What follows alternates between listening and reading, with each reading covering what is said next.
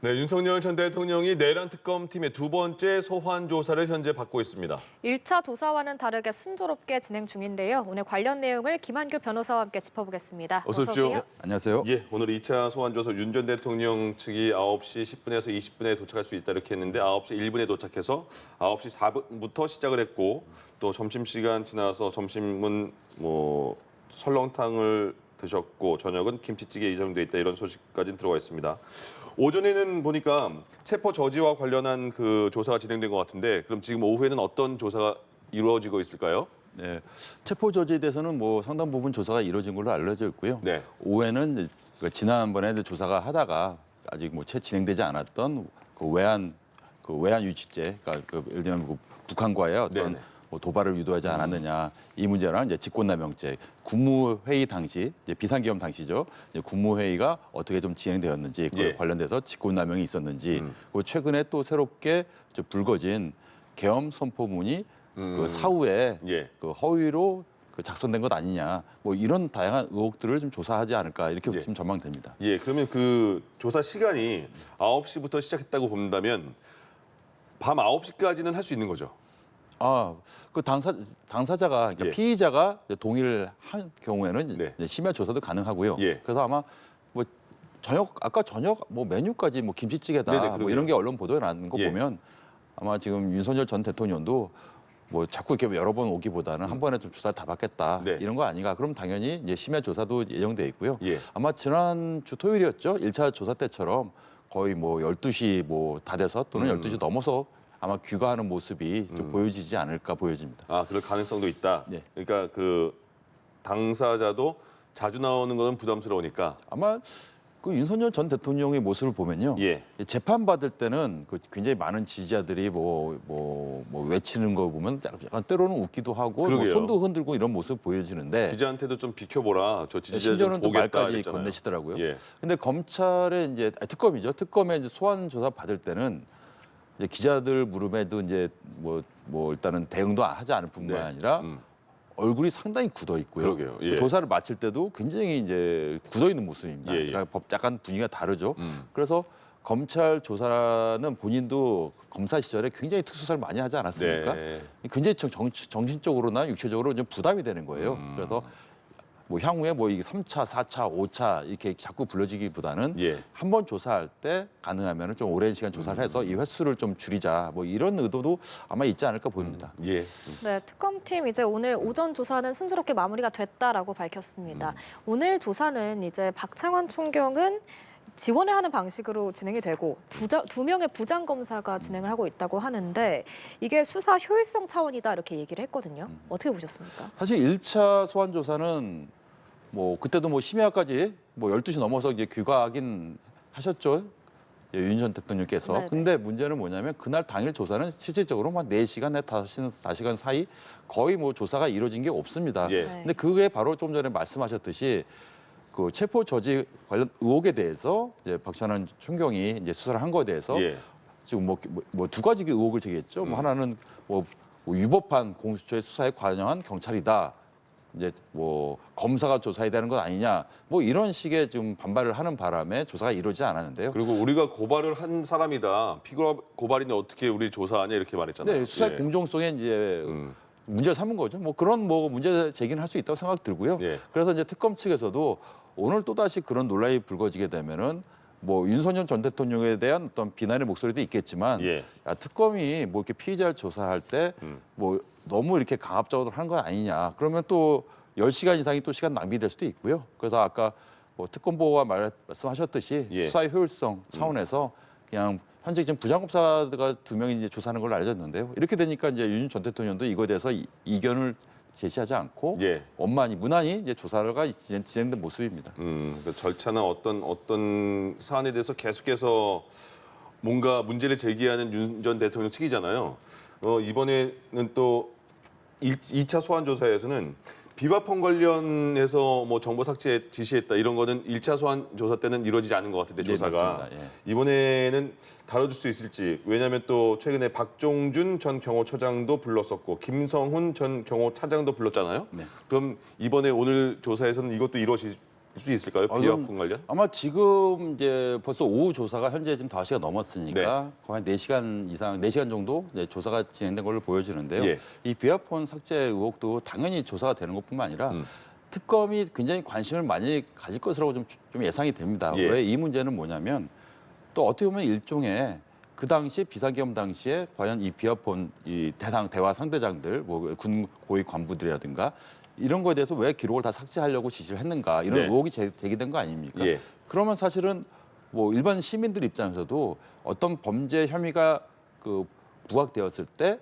관련 기록이라든가 뭐 이런 것을 삭제라는 것은 사실 증거 인멸 의혹 이게 제기되는 거거든요. 예. 사실 이 부분이 왜 중요하냐면 이렇게 되면 사실은 특검 입장에서는 신병 확보에 중요한 단서가 될 수가 있어요. 아. 증거 인멸이라고 한 거면 구속영장 청구에 곧 이어지는 경우도 있거든요. 예. 그래서 이 부분에 대해서 사실 비화폰 삭제 의혹이 어떻게 보면 윤석열 전 대통령의 전체 지금 뭐 내란부터 시작해서 수많은 좀 범죄 사실 중에서 예. 뭐 도드라진 죄는 아닙니다만 이것이 이제 인신 구속과 관련해서는 중요한 단서도 될 수 있기 때문에 예. 아마 특검에서는 이 부분에 대해서 굉장히 좀 실체적 진실을 규명하기 위해서 좀 많은 공을 들이지 않을까 예. 좀 이렇게 좀 전망됩니다.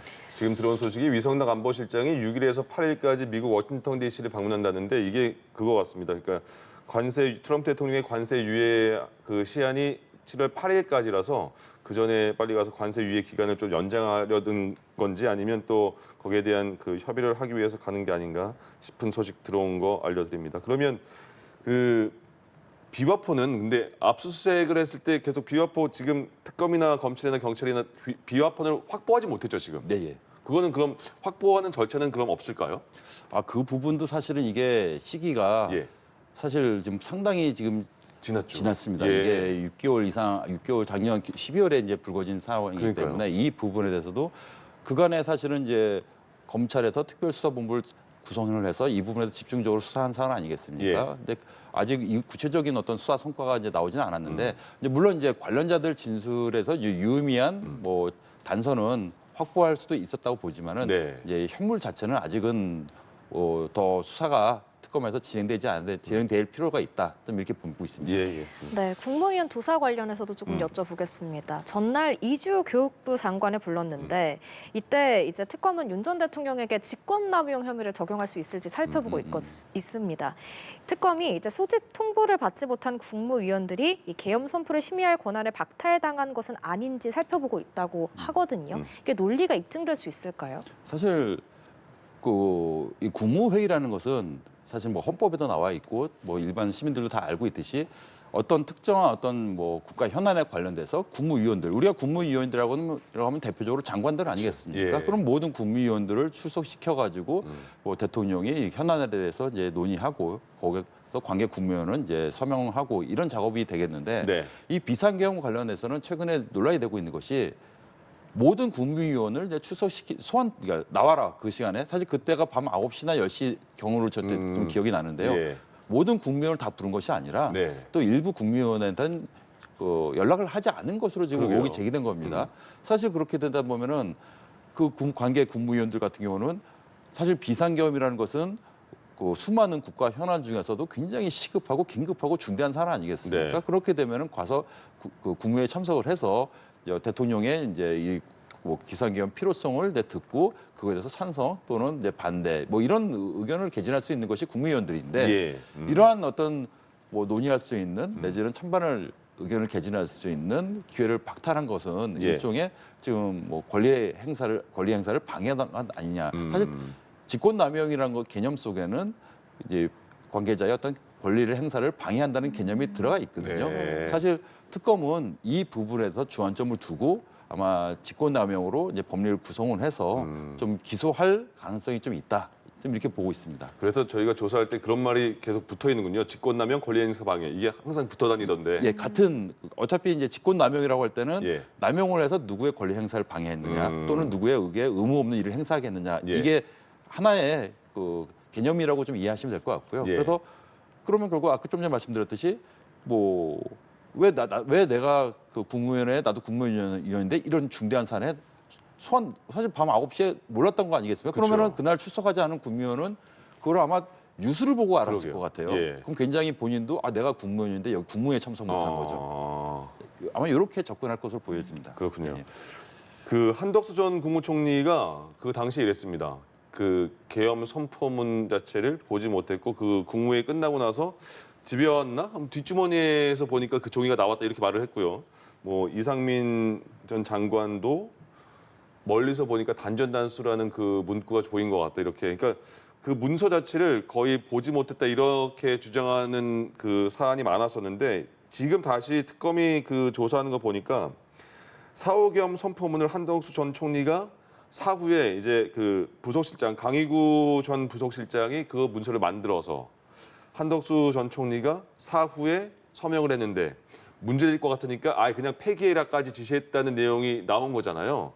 그럼 이거는 또 윤 전 대통령과는 어떻게 연관이 될 수가 있는 거예요?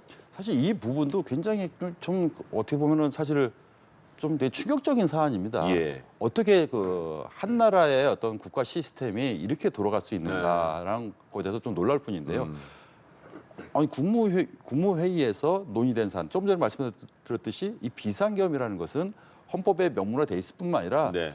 우리 대한민국과 대한민국 국민에게 너무나도 중대하게 영향을 미치는 사안입니다. 그렇죠. 그러면은 국무위원들이 이럴 때일수록 좀 더 헌법과 법률을 철저히 준수를 할 필요가 있었거든요. 예. 그것은 다름 아니라 그 논의된 사안에 대해서 심의를 하고 그러면 이제 대통령 그리고 국무총리 관계 국무위원이 거기다 서명하는 것이 헌법이 선언한 거거든요. 절차가 안 지켜졌다는 거잖아요, 이건. 그런데 지금 이제 특검이 들여다보고 있는 것은 그 당시 이제 비상계엄 선포문에 아무도 거기다가 서명 도장 찍고 이런 게 없었던 거예요, 사실은.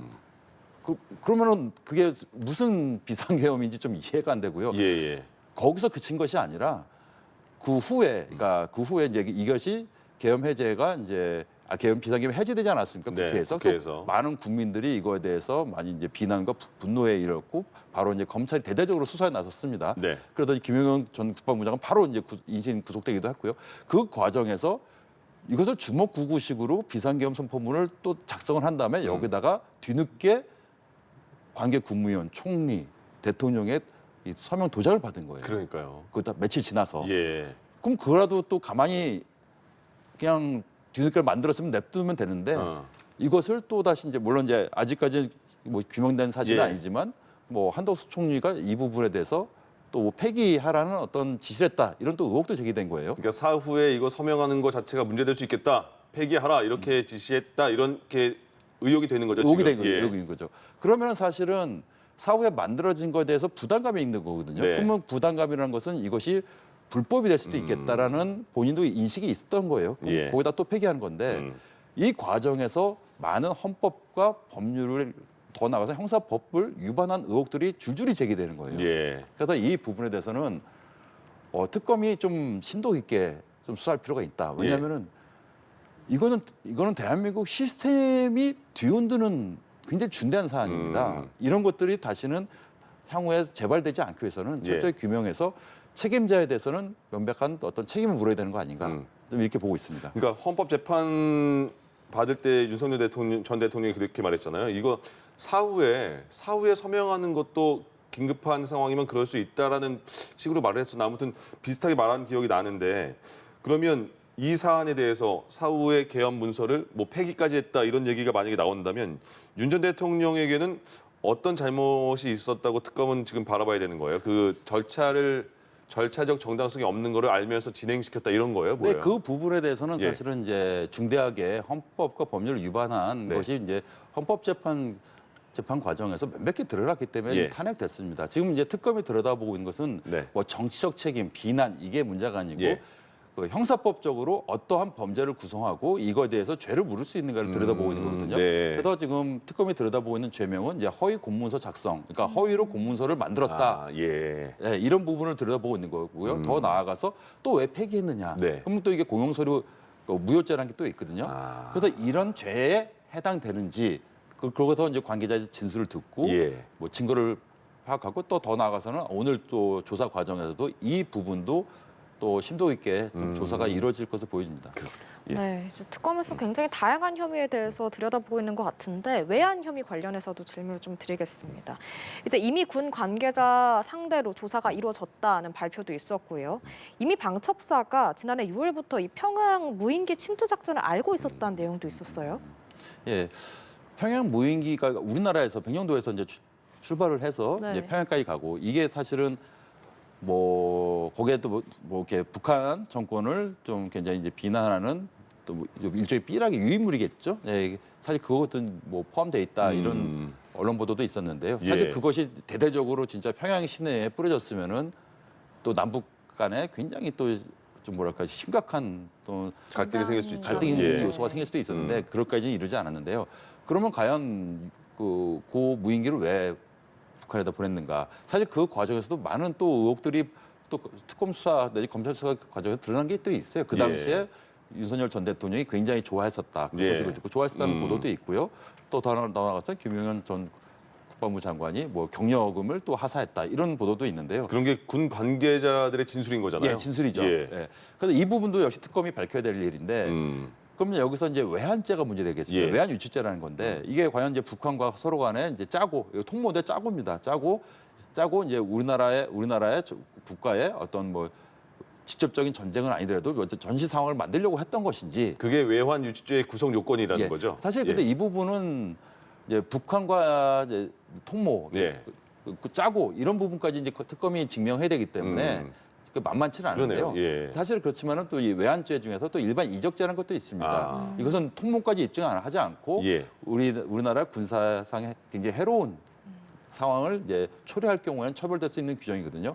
그래서 이 부분도 아마 특검은 굉장히 심도 있게 조사할 것 같고요. 예. 사실 외환 유치죄라는 거는 입증하기 쉽지는 않지만 네. 또 뭐 군 관계자라든가 아니면은 어떤 공적 정보로서 북한과 어떤 뭐 예를 들면 이런 식으로 이제 공모한 흔적이 있는지 뭐 예. 이런 부분도 아마 들여다보게 되면은 예. 또 많은 사실이 드러나지 않을까 봅니다.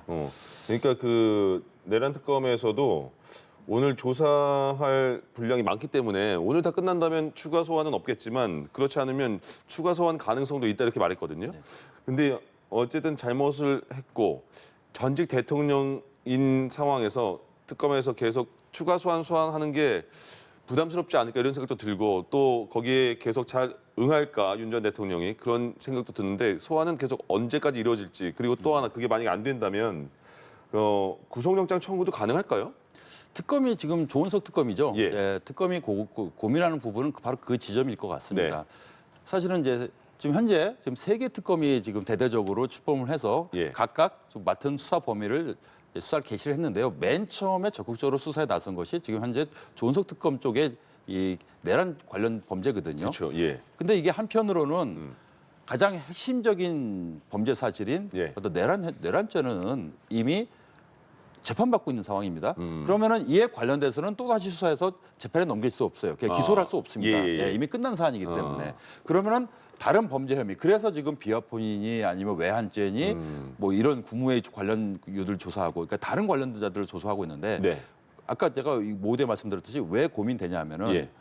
다른 특검들 예를 들면 최상병 특검이라든가 김건희 여사 특검 같은 경우는 뭐 새롭게 수사할 게 너무 많습니다. 예. 거기서 새로운 어떤 사실이라든가 실체적 사실을 드러내고 관련자들을 뭐 인신 구속하다든가 할 게 굉장히 많이 있어요. 예. 그러니까 이 말은 뭐냐면 수사 성과를 낼 수 있는 것들이 굉장히 많습니다. 근데 이 부분은 아까 말씀드렸듯이 이미 재판에서 내란죄 진행 중에 있거든요. 예. 그러면은 조은석 특검이 고민되는 거 있는 부분은 뭐냐면 이미 시작은 거창하게 그 윤석열 전 대통령을 논란이 있지만 한 번 조사했고 그쵸. 지금 2차 소환까지 했습니다. 예.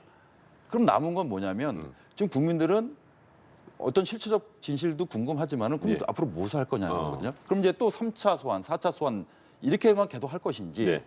이거는 특검이 원하는 건 아니거든요. 특검이 원하는 건 당연히 인신 구속이고요. 구속영장 청구입니다. 그럼 예. 구속영장 청구를 해서 구속시키는 것이 하나의 수사 성과라고 볼 것인데 그럼 과연 어느 정도의 유의미한 수사 성과를 낼 것이며 그러면은 어떤 범죄 사실에 대해서 단서를 잡았다고 하더라도 예. 구속사유, 아까 구속사유라는 건 증거인멸 우려와 도주 결국 우려. 도주 아니겠습니까? 예. 증거인멸과 도주인데 사실 뭐 도주할 가능성은 거의 희박하다고 그러게요. 보고요. 그러면 이제 증거인멸 부분인데 이 부분에 대해서 과연 얼마나 유의미한 아. 증거와 사실관계를 확보했느냐 예. 이 부분이 가장 중대한 거고요. 그것이 어느 정도 정리됐다 생각 들면은 추가 소환은 아마 없을 것 같고요. 아, 예, 바로 예. 이제 구속영장 영장 청구로 예, 이어질 가능성이 좀 높다 이렇게 보고 있습니다. 예. 네, 말씀해주신 이 3대 특검 중에 이제 김건희 특검도 예. 삼부토건 주가 조작 의혹을 1호로 수사 중입니다. 어제 이은근 전 삼부토건 대표 상대로 이제 우크라이나 재건 사업 추진 관련해서 조사가 이루어졌잖아요. 하지만 이게 김 여사와 또 원희룡 전 국토부 장관과 직접적인 연관이 있는지 밝히긴 좀 어렵다 이런 내용도 있었습니다. 이 김 여사에 대한 특검의 소환 조사는 언제쯤 이루어질 거라고 보세요? 네, 일단은 그 김건희 여사 그 특검에서 사실 삼부토건 이제 주가 조작 관련해서 지금 맨정 강제 수사에 나서지 않았습니까? 굉장히 대대적인 압수수색도 했고요.